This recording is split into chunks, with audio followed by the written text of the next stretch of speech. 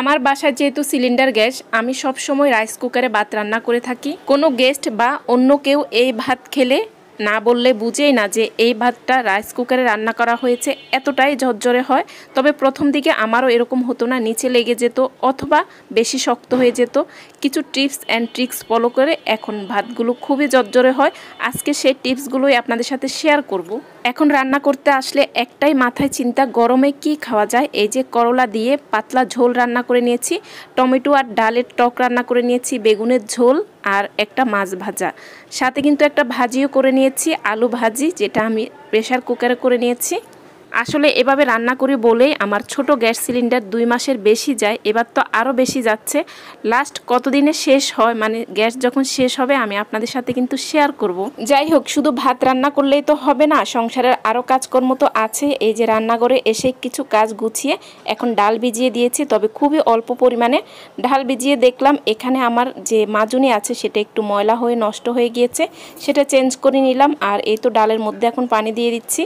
আমি সবসময় যে কোনো ডাল রান্না করলে একটু ভিজিয়ে রাখি, আর টমেটোর টক রান্না করব সাথে খুবই অল্প পরিমাণ ডাল দিব, এতে করে টক ডালটা খুবই মজার হয়। এই তো প্রথমে এখন আমি ভাত বসিয়ে দিচ্ছি, আমার যতটুকু চাল প্রয়োজন ততটুকুই নিয়েছি, আর এখন ভালো করে চালগুলো ধুয়ে নিচ্ছি। আর আমরা সবসময় মিনিকেট চাল খেয়ে থাকি, এই চালের জন্য কি পরিমাণ পানি কিভাবে দিতে হবে সব কিছু কিন্তু দেখিয়ে দিচ্ছি। এই যে চাল ভালো করে ধুয়ে এখন দেখুন আমি চালের উপরে 1.5 ইঞ্চি পরিমাণ, 2 ইঞ্চি কিন্তু পুরোটা আসেনি, এরকম পানি দিয়েছি। আর চাল মোটা হলে কিন্তু আরেকটু পানি দিতে হবে, চাল আরও চিকন হলে আরও কম দিতে হবে। পানির পরিমাণ সঠিক না হলে রাইস কুকারে ভাত ঝরঝরে হয় না, আবার না হয় বেশি শক্ত হয়ে যায়। এর আগের ভিডিওতে আমি রাইস কুকারে ভাত রান্না দেখিয়েছি, তাই অনেক আপুর রিকোয়েস্ট ছিল কিভাবে ভাত ঝরঝরে করা যায়, তাই আজকে আমার জানা মতে যতটুকু আইডিয়া আছে সব কিছুই শেয়ার করব।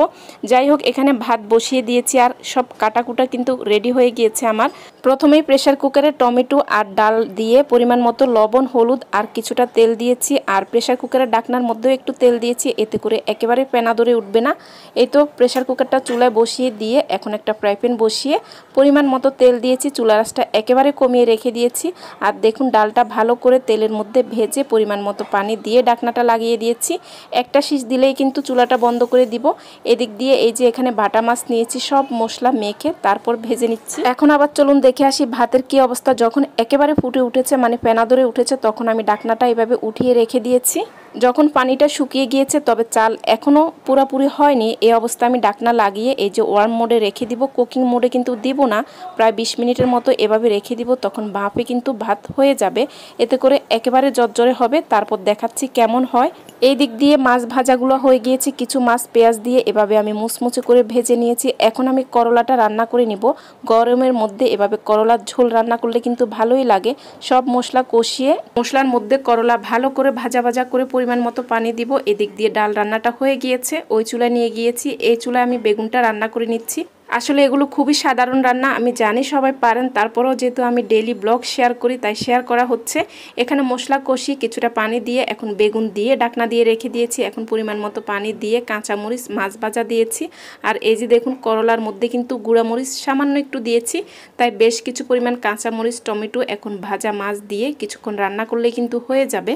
আর এই যে অনেকক্ষণ পরে প্রেসার কুকারের ঢাকনাটা খুলে এভাবে করে ডাল ঘুটনি দিয়ে ডালটা একেবারে ফিনিশ করে নিয়েছি, মানে ঘুটে নিয়েছি। এখন একটা পাতিলে বেশ কিছু পরিমাণ পানি আর কাঁচামরিচ দিয়েছি, অনেকক্ষণ ফুটিয়ে নিলে ডালটাও রেডি হয়ে যাবে। আর এদিক দিয়ে দেখুন একটা একটা করে রান্নাও কিন্তু হয়ে গিয়েছে। বেগুনের ঝোল আর করলা ভাজিটা একটা ছোট কড়াই নিয়েছি, দেখুন কতটা সুন্দর এসেছে কালার। তবে করলা রান্না করলে একটু তেতো লাগে, যেরকম ভাজি করলে লাগে, তবে অত বেশি লাগে না। এখানে ডালের মধ্যে, মানে টক ডালের মধ্যে বাগার দিয়ে একটা বাটিতে নিয়েছি, যাতে করে খুব দ্রুত ঠান্ডা হয়ে যায়। আর এই যে কিছুক্ষণ পরে, মানে 15-20 মিনিট পরে কিন্তু ভাতের সুইচটা আমি অফ করে দিয়েছি। এখন নিচের ভাতগুলো উপরে উঠিয়ে একটু মিশিয়ে নিতে হবে, না হলে নিচেরগুলো বেশি নরম হয়ে যাবে। আর এখন আমি প্লেটে তুলে দেখাচ্ছি ভাতগুলো কতটা ঝরঝরে হয়েছে। যদিও এখনও গরম, ঠান্ডা হলে কিন্তু আরও ঝরঝরে হবে। আশা করি যারা জানতে চেয়েছেন তাদের উপকারে আসবে। আমি যতটুকু জানি ততটুকু জানিয়ে দিয়েছি। আর এই তো সব কিছু এখন টেবিলে রেডি হয়ে গিয়েছে, তবে রান্নাঘরটা আমার এখনও গোছানো হয়নি। সব রান্নাঘরে, মানে পাতিল রাখার পাতিলে রেখে চুলাটা মুছে নিয়েছি। আর এই যে দেখুন এখানে লাউয়ের খোসা, গাজর আর আলু পরিমাণ মতো পানি দিয়ে একটা শীষ দিয়ে সেদ্ধ করে নিব। এগুলো সকালের জন্য ভাজি করে রেখে দিব। আসলে একসাথে আমি রান্নাঘরের কাজ শেষ করে ফেলি। এদিক দিয়ে কিছু প্লেট বাটি হয়েছে এগুলো ধুয়ে নিচ্ছি। এগুলো ধোয়া হতে হতে কিন্তু সেদ্ধটা হয়ে গিয়েছে, মানে ওই যে প্রেসার কুকারে যে সেদ্ধ বসিয়েছি দেখুন কতটা সফট হয়েছে। এখন পেঁয়াজ মরিচ টমেটো মশলা কষিয়ে ভাজিটাও করে নিব। আর আজকে ভাজিটা করতে করতে রান্নাঘর থেকেই বিদায় নিচ্ছি। সবাই ভালো থাকবেন, সুস্থ থাকবেন। আসসালামু আলাইকুম।